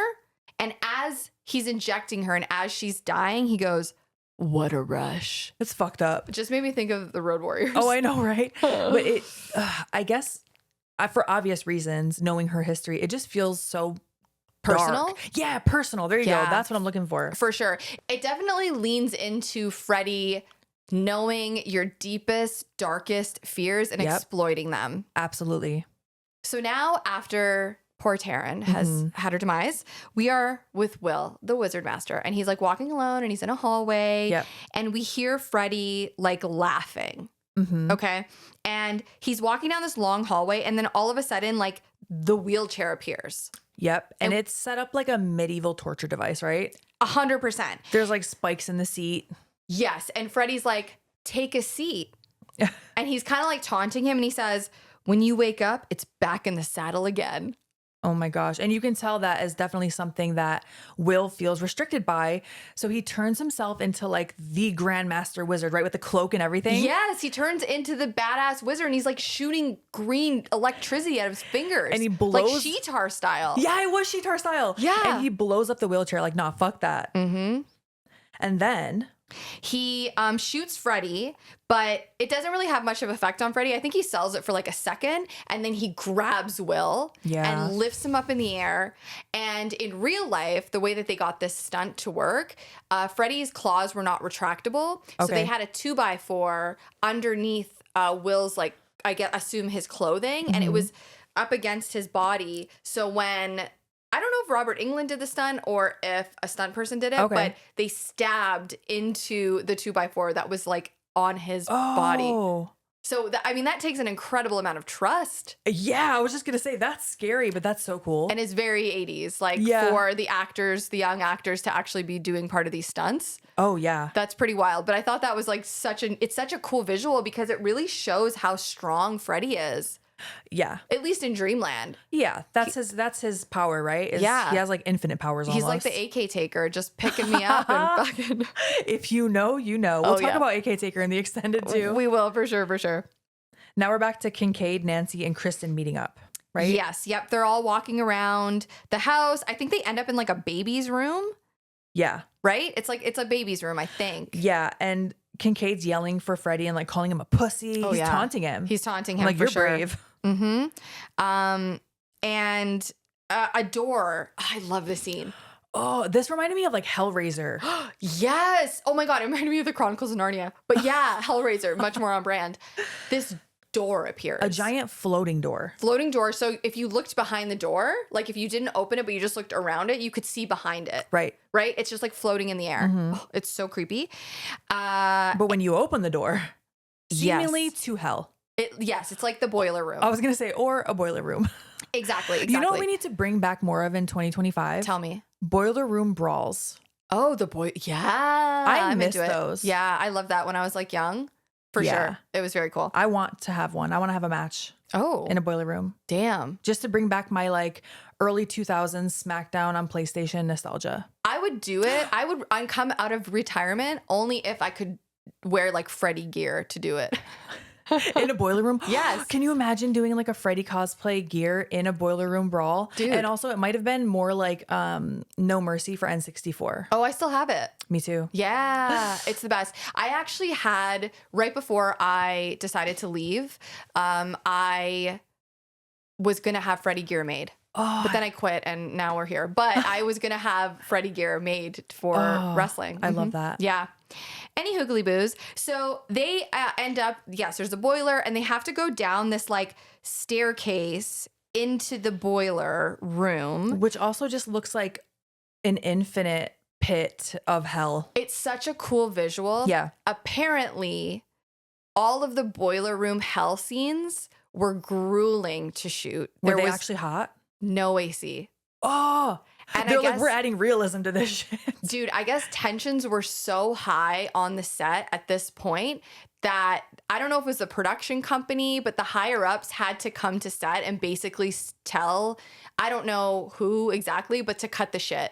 And that they all need to like bring the tension down. And because I think at that point, I don't know, I did a lot of like different digging for this movie. Yeah. And it seemed like there were some parts during filming that were less than stellar. Okay, so they had to have a like get your shit together moment. A meeting, like, oh damn, we can't be having this kind of, you know. Can you imagine though, like if you're already irritated and it's hot? Dude, and it's probably late, right? Like these are hours and hours tired, and hours. Hungry, irritated, hot, like every annoying ass thing on top. Like, oh my gosh. And think about like the camera crew, like the crew, like and it's gotta be, it can't, I'm imagining this isn't like a massive. It's not actually a big void that has no walls. Yeah, this is probably cramped. Yeah. So apparently that was a really difficult part of the movie to shoot. Well, what a great scene to have that happen though when you are like under high stress fighting Freddy Krueger. No, for real. It's a real nightmare. So they do find Joey down there. Mm-hmm. And he is still tied up above that pit. Yes, exactly. Same as before. And Nancy's yelling for Krueger to let him go. And he's like, your wish is my command. And he cuts him loose. Yes. Which is not what you actually want there because he is above an actual pit to hell. Right, exactly. And he starts to release his limbs like one by one and he's going to fall into the pit. Nancy goes and grabs him while Kristen starts doing her dream superpower of basically like Mortal Kombat fighting flips. Yeah. What is like Sonya? Is that her name? Sonya? Yeah, Sonya Blade. I liked Sonya Blade when I was did a young. cosplay of her. It wasn't that good, honestly. I can redo it. I can do better. I love it that was a long time ago. I got to see pictures. So, yeah, she's fighting Freddy. Yeah, she knocks him down. Psh. Yep. Kincaid is using his super strength and like throws something at him, knocks him over the head with something. Yep. And then they impale Freddy with some spear of some sort. Yes, and at first Freddy like sells it and then he starts laughing. Yeah, you think like, oh, they got him. They got him. And then he's like, come on. He's like, we're in a dream. This is my realm. And I don't know if it's Nancy or Kristen, one of them says something about him getting stronger. Yeah, exactly. And as this is all happening, the doctor and Nancy's dad are at the junkyard. Yeah. And they come to a Cadillac. Mm-hmm. Okay. And the doc approaches it, and the dad is in the background, like lighting a smoke. Yeah. He does not want to be there. Yeah. He does not want to be there. So it's a red Cadillac, and the doc like grabs a shovel and he like opens up the trunk. Mm-hmm. Right. And when he pops it open, the dad tries to like get the fuck out of there. He tries to like run, and the doc has the keys and he's like, you're not leaving. Oh, were you going somewhere? Yeah. Like, you're not about to dip. No, you're not going anywhere. And I think he gives him a shovel, right? Like, we are doing this. He's like, yeah, we're about to attend a long overdue funeral. Yeah. That's what he tells them. And suddenly all the cars that I assume don't work around him start going off. They're making all this noise, and not just alarms. No, and it's like that thing of like it starts making noise and the doc's like, someone's here with us. Yeah. And the dad's like, no, they're not. Like he knows at this point that this is definitely supernatural. Yeah, you hear like crunching. Some cars are falling off of the giant piles. Mm-hmm. Yep. And then we are getting to the stop motion skeleton scene. Okay, just wait. Hold on. Yeah. Before that happens, like right before that happens, when Nancy and Kincaid and Kristen are fighting with Freddy after he gets impaled. Yeah. He tells them that he has the strength from the souls of all the children, and he rips his shirt open, and you see this big chest piece of like screaming faces that are like morphed into his like burnt skin. Yeah, and they're like coming out a little bit, and it's such a cool effect. Dude, I have the NECA figure of this, and it is such a cool looking figure because it's all his like nasty ass chest with the faces. That's so cool. Yeah, it's really cool. And as this is happening, it's really fucking gross. But then Freddy starts looking around like distractedly. Yeah. And this is exactly it. He cuts over and now we are he's basically like back in the junkyard. Yeah, like summoned to the real world. Yeah, almost, right? Because they found his bones and he's like, oh shit, they're about to terminate me. And it's funny you say terminate because this stop motion, I know you said when we rewatched it, it reminded you of the Terminator. The original Terminator. Yeah. Yeah. Mm-hmm. This, for me personally, this is the only part of the movie that took me out a little bit, only because I just was not prepared to see this skeleton fighting them. No, I mean, I can totally understand why. Yeah. I personally love it, but I love stop motion, even when it looks like wacky. I think it was more like, and I didn't even hate it. It was more like a, what the fuck am I watching? And so the skeleton is literally fighting them. Mm-hmm. He impales Nancy's dad. He like tosses him onto something and he gets stuck. Right? Yeah, he's dead for sure. And I don't know why I'm saying the skeleton. It's Freddy. It's Freddy's bones. It's Freddy's bones. Yeah. I think also I couldn't help but think of Scary Movie 2 when I'm watching this, when Cindy and Brenda are being chased by the skeleton, and Brenda's like, Cindy, why are you scared? That's just bones. Like that's all I could picture was Brenda just beating the shit out of Freddy Krueger's bones and him falling to pieces. It makes me laugh because I've seen the Scary Movies like one time and I didn't find them that funny. And I just love that you reference them all the time. And I know them like verbatim. I know. It all depends on when you saw them, and because I saw them very young, so it just stuck with me, you know? I mean, I did too. I think I saw them when they all came out, but I don't know. I mean, maybe if I rewatch them now, I'd have more of an appreciation for them. If you watch them with me, you certainly will. We definitely should watch them. I'll force it upon you. Let's do it.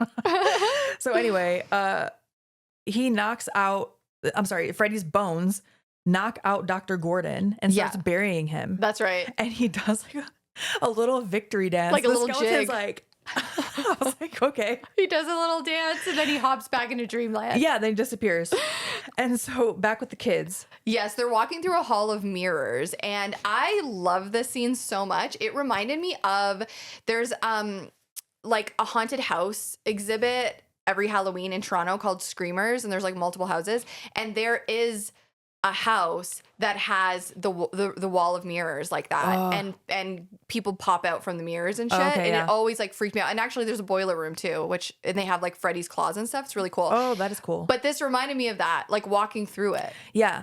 And at one point, Freddy is like, if only there was more of me to spread around. And then all of a sudden there's multiple Freddys in all of these mirrors, and they're grabbing the kids and pulling them through. Mm-hmm. Exactly. Joey finally stands up and screams. This is the first time he's made a peep Yeah. through this whole movie. His like power is his voice. Yeah. And he thought he lost his voice. It shatters all the mirrors. Even Freddy is covering his ears. Like, it's hurting him. Yeah. And all the kids are free. Like, they blow up or whatever. And then all the kids are back in the room. And it's like happy music a little bit. And Nancy's like, it's over. Once they say it's over, I'm like, come on, you're I mean, I know it was the 80s, but she's like, he's gone. It's over. And she looks over and sees like an apparition of her dad. And he's like kind of sparkly, right? Yeah, her now dead dad appears is what I wrote. And it's, like stars. Yeah. And he's like, I've crossed over, baby. I feel like she doesn't seem that concerned. Like, I know that they didn't have the best relationship. And I know with context clues, he seemed like he wasn't the best father. But she's just always like, she was kind of like, well, I'll always love you. I know. I feel like if I saw my dad, I would like, oh God, fuck, it would be really. I know. If I saw any relative, especially that I didn't know was dead. Yeah. And they're like, hey, guess what? I died. I think I would be in immediate shock. Yeah. I'm just thinking about it now, and it's like making my stomach turn. She was kind of just like, huh. Like the end of like a Lifetime movie. I don't know. Yeah. And she like hugs him. Yeah, they embrace. And JK, it's actually Freddy. Oh my gosh, this got me too. I was like, oh shit. Yeah, it turns into Freddy, and he immediately stabs Nancy in the gut. Yep. Yeah. With his claws. Mm-hmm. Yep. He's about to get Kristen. He is. The doc wakes up and he can feel that Nancy is dead. I don't know how, but like he feels it. Yeah, they have a connection now. They have a connection for sure. Freddy and Kristen start fighting and they're like boom, boom, boom. But Nancy pops up, grabs Freddy's own arm and stabs himself in the stomach. And as this is happening, the doc has pulled himself out of the grave, and he's pushing the bones into the hole and whipping the holy water. Yes. And he's like saying a prayer. Ashes to ashes, dust to dust. Lay the spirit to rest. Yeah, I think that's a prayer. I've always heard ashes to ashes, dust to dust. It was like part of some prayer. Yeah, like a funeral thing. Like a funeral thing. Okay. Yeah, I don't know if I've ever actually heard it at a funeral, but maybe that was like an older, I don't know. Yeah. And then holes of light start shooting through Freddy in the dream world. Like he's getting shot or like something. I said, light emerges from Freddy as he spins around in the room and explodes. Yeah, he like evaporates. He's like, ah. Yeah. Like, yeah. Mm-hmm. Then Kristen is holding Nancy's body here. It's so sad. As Nancy's like dying in Kristen's arms. Yeah. Like Patricia Arquette in this scene, it is so heartbreaking. The way that she's sobbing and it's like holding her, and it's like guttural. Like she's making noises like huh. Like I don't know. It was a lot. Really good. Yeah. It's just really, really good. And then we're gonna cut to I said it's very sad in my notes. We cut to Nancy's funeral. Yeah, that got me too because I really thought she was gonna make it. I didn't think that final girl here was gonna die. I know, and it was in the original script. In Wes's original script, it was written that Nancy was going to die. And the idea behind that was that anyone can die at any moment. It doesn't matter if you're the star. It doesn't matter who you are. Which I do. Yeah. I love that. Yeah, for sure. Because it doesn't feel so telegraphed. Like, oh, this person's obviously going to survive, you know? No, exactly. And that's why I loved The Vampire Diaries for the first 3 seasons. And then all of a sudden they started bringing people back from the dead. And I was like, well, now there's no stakes. The stakes are gone. Oh, okay. I know never what I mean? watched that series. But I know you love it, so I feel like I need to. We'll talk about it in the post credits. Okay. Yeah. So, Nancy's dead. Rest in peace. Yes. Doc, Kristen, Joey, and Kincaid are all there, which is good to see that they all survived. Yes. I loved that. The doctor's in a sling. The doctor, poor guy's in a sling. And behind them, we see Sister Mary Helen. Yes. The white nun. And she basically walks. I know I keep calling her that because it's through my notes. Just for consistency, I'm just gonna keep calling her that. Did I tell you I went to when I was little? I went to a daycare, and it was like a nuns, like it was like a Catholic daycare, and my teachers and all my caregivers were sisters. We're all nuns. I thought you were about to say, did I tell you that I was like gonna be a nun? I mean, I'm like, what? Do we really think that's possible? No, but like I don't know. Sometimes it feels like we've lived several lifetimes, so you just never know. No, true. Imagine I was like, actually, one time. I was thinking about it. You just never know. You never know. Okay. So, the sister, what is it? I keep forgetting. I'm sorry. Mary Helen is like standing there, and the doc is all beat up in his sling, but he was like running over to her. Yeah, he's like, wait a minute. He's like, hold on, I gotta talk to you. And she basically walks into a wall. Yes. And so he follows her, and he's led to her grave because it turns out she is Amanda Krueger. Okay, that was a great twist. And great it swerve. Really got me. Dude, such a good swerve. On her tombstone, it says Amanda Krueger, a.k.a. Sister Mary Helena. You Sorry, got I keep it. fucking it up. I just wrote White Nun. A lot of times when I write my notes, I'll go back and change the names. Yeah. I just didn't get a chance to with this one. Imagine it's not Helena and I've just fucked it up the whole time. That sounds right to me. Hold on. You know what? I'm checking the notes because what if I had it wrong the whole time and I'm like correcting you and it's wrong? I think you're right. I'm like, hold on. Please. Let's see. I don't even have it in my notes what her name is. So we're just going to go with it. It's Mary Helena. Okay. I believe you. Thank you. I appreciate that. So the doctor is sleeping. Then some other day. We cut to a different day that night, whatever. And the doctor is sleeping, Dr. Gordon, and he has that paper mache house on his nightstand, basically. He also has like a little dream doll that Nancy had mentioned was like what kept her safe or something. Yeah. So he got that little keepsake from Nancy, I guess. And all of a sudden in the house, one of the rooms lights up. So it's implied something else is going on. Maybe Freddy's not dead. I mean, we know he's not dead. I mean, we know there are several more movies in the franchise. And then the bomb ass Dream Warrior starts playing at the end. And that is the end. Yay. Oh Don't my gosh. wanna dream no more. That's the lyrics, right? Probably. I believe you. Dude, I love this movie with my whole heart. I love it so much. The so much nostalgia and like, I don't know what you call childhood trauma nostalgia. Like the snake scene, it traumatized me as a kid, but also now I'm fond of it in a weird way. I don't know what to call that. No, I think that makes sense. Because it does remind you of childhood. And I don't know, Freddy has always been in my life, which sounds so weird, but I've been watching these movies since I was like 6 or 7. Yeah, that's wild. Me and my dad used to go to the video store and I would always rent horror movies with him. And Freddy, he never let me watch Friday the 13th because of all the boobies.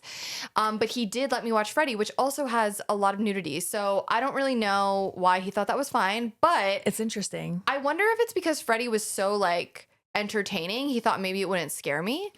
Maybe. I don't know. It's just whatever impression that Freddy gave him. Maybe he was so charmed by his charisma that he didn't realize all the titties that they show. Because I do think that I wonder, I'm going to go back and look at my notes because I probably have it written down. There are some Friday the 13th that don't have any boobs. That's usually the nudity that they would show was boobs. Yeah, normally. Yeah, for sure. But a bunch of Nightmare on Elm Streets have it. So I don't know. Yeah, I think just because Jason didn't talk, he was more focused on the boobs in Friday the 13th. That's what I'm wondering. And I feel like he probably thought it was like way too scary for me because he never let me watch Halloween either. I mean, think about it. Those two they're not comedy. Not at all. Whereas Freddy does turn into, there's a comedic relief aspect to it. Yeah, I feel like that might have been part of it. But I love Frederick. He's definitely my number one, I would say. Yeah, me too. You would say, yeah. So a couple little tidbits. Would you like to hear them? Yes. I'm so excited. Do it. Okay. I love your tidbits. Thanks. It is fun researching. I get a little bit in the weeds with it, though. I won't lie. So here we go.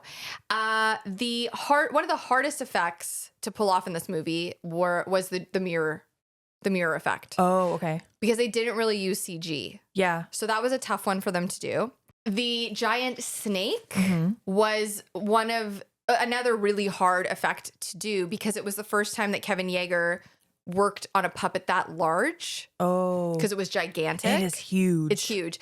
And he also said in an interview that he agreed to do the film only if he could be in charge of like the special effects makeup department. Nice. So, and they were like, you know what? You're freaking fantastic. So absolutely you can. I did see a picture of Patricia Arquette with the giant puppet, and it's like a nice picture too. Oh, so I feel cool. like that alleviated the trauma I received in childhood from the back cover. Oh, that makes sense. Yeah. Definitely. MTV was growing at the time. It was like becoming like a real cool thing, and they wanted to capitalize on it. So that's why they brought, is it Dokken? Yeah. Dokken? I think it's Dokken. Dokken. That's what they brought them in to do the music, and apparently it was a really great experience for them. They got a platinum record out of it. Like, hell yeah. It was a huge deal that they were part of the film. So It's such a good song. yeah, it's a great song. I feel like it had to have hit the charts if they if they got platinum, Right. a platinum record for it, right? But after this movie, this is what really catapulted Freddie into being a household name. Oh yeah. For sure. I mean, obviously the first two did well, but this was... That makes sense because a lot of people have strong feelings about the second one. So it makes in a negative way sometimes. So it makes sense that the third one would have more established where they were going with the franchise. Yeah, I would say so for sure. The score was done by Angelo Badalamenti, who did the score for Twin Peaks and Mulholland Drive. Okay. So he brought like a different feel to the soundtrack. Oh, I love the soundtrack. I love the score so much. I think it's just fantastic.